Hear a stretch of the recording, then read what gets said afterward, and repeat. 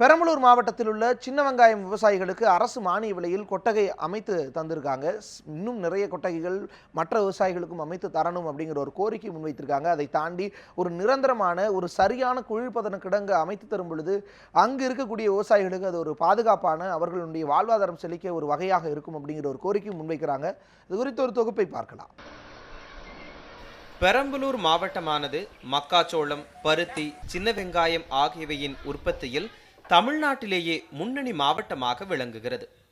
பெரம்பலூர் மாவட்டத்தில் அதிக பரப்பளவில் சின்ன வெங்காயம் பயிர் செய்யப்பட்டு வருகிறது.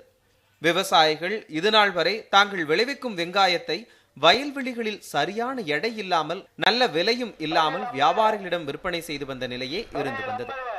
பெரம்பலூர் மாவட்டத்தில் சின்ன வெங்காயம் பயிர் செய்யும் விவசாயிகள் சின்ன வெங்காயத்தை தங்கள் பகுதியிலேயே ஏல முறையில் நல்ல விலைக்கு விற்பனை செய்து பயனடைய வேண்டும் என்பதற்காக தமிழக அரசு செட்டிக்குளம் பகுதியில் 1,14,00,000 ரூபாய் மதிப்பிலான 50 மெட்ரிக் டன் கொள்ளளவு கொண்ட கிடங்கையும் வெங்காய வணிக வளாகத்தினையும் ஏற்படுத்தியுள்ளது.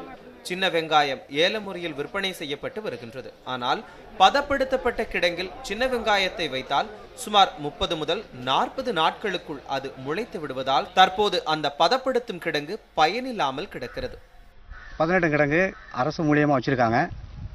அதனால் எந்த ஒரு பிரயோஜனமும் இப்போ இல்லை. அதாவது நம்ம 18 கிடங்குன்னா இப்போ நம்ம பட்டையில் சாதாரண பட்டையில் வைக்கிறோம்னா குறைஞ்சபட்சம் ஒரு 6 மாதத்துக்கு தாங்கும்.